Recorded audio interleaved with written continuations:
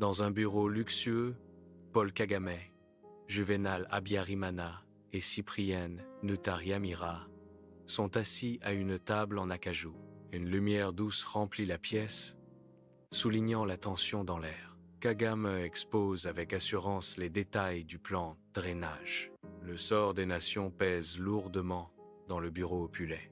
À l'intérieur du bureau, Habyarimana écoute attentivement, ses hochements de tête subtils trahissant un esprit au travail.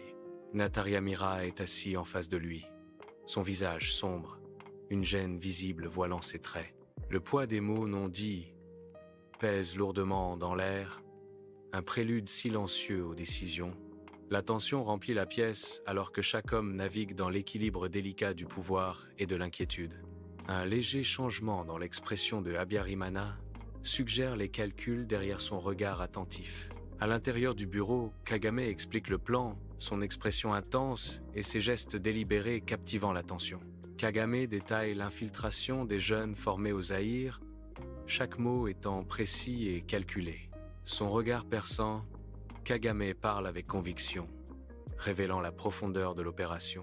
Cieux nouveaux et une terre nouvelle pour le Rwanda, Kagame declares, a visionary zeal in his tone. Dans un bureau éclairé par le feu, Habyarimana est assis dans un fauteuil en cuir moelleux, des ombres dansant sur son visage.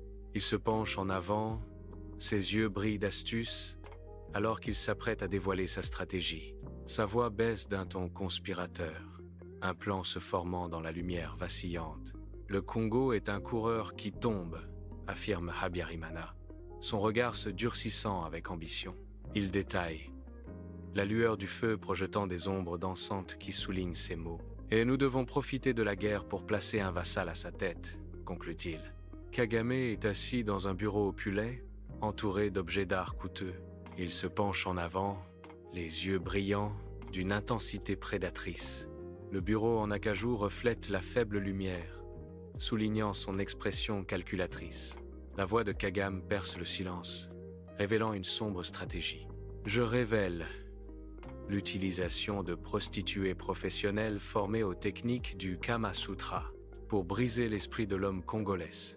Le claquement sec des talons fend le silence du bureau. Ntariamira se retourne, une expression de curiosité gravée sur son visage. Ses yeux s'écarquillent alors qu'il reconnaît la silhouette qui s'approche. Le visage de Ntariamira se fige, un masque de choc et d'incrédulité. Cyprien Ntariamira se tient devant lui, une présence inattendue. Au bureau, le visage de Cyprien se tord d'horreur. Le poids de la catastrophe imminente écrase Cyprien qui recule. C'est de la folie. Ça va être un génocide, s'écrie Cyprien, atterré. L'expression de Kagame se durcit. Ses yeux brillent d'une froide détermination. En effet, répond Kagame, sa voix, un chuchotement glacial d'une cruauté calculée. Et nous utiliserons la propagande pour inciter les Hutus et les Tutsis à s'entretuer.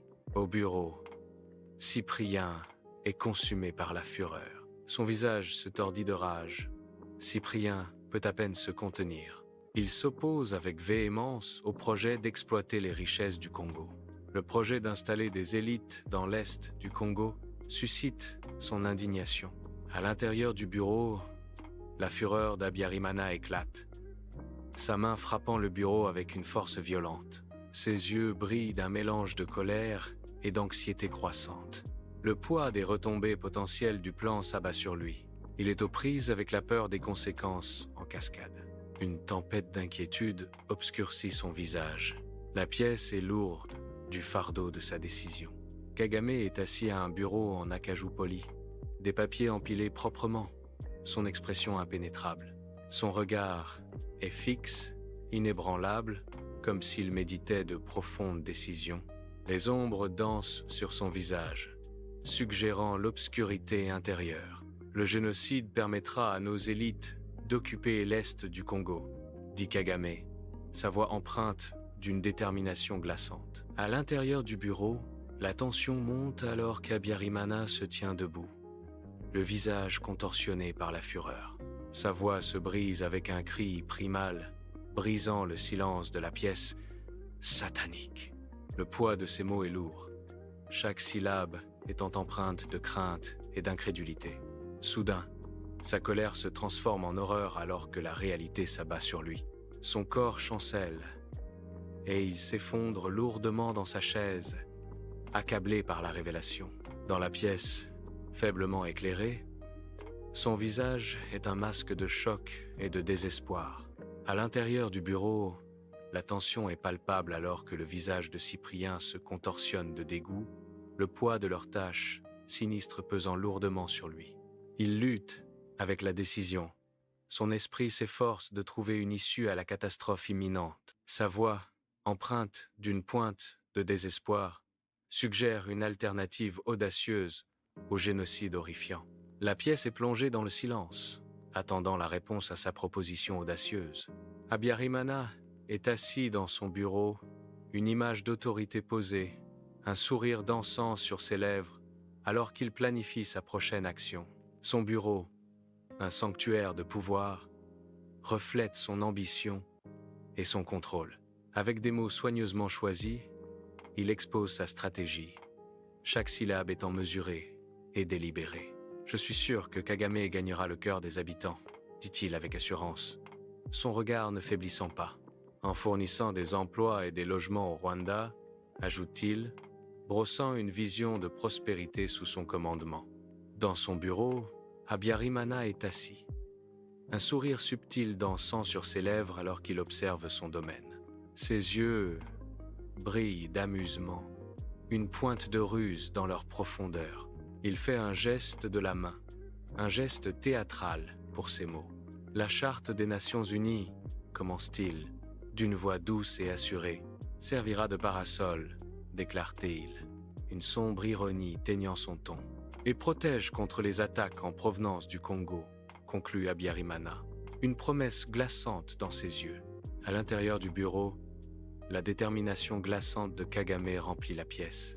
Il détaille froidement la sombre stratégie de manipulation de masse. Chaque mot est un pas calculé vers le massacre imminent. Sa voix résonne d'une sombre détermination alors qu'il diabolise l'ennemi. Les accusations fusent contre la France et l'Église catholique. « Je traiterai avec le diable lui-même pour développer le Rwanda », déclare Kagame.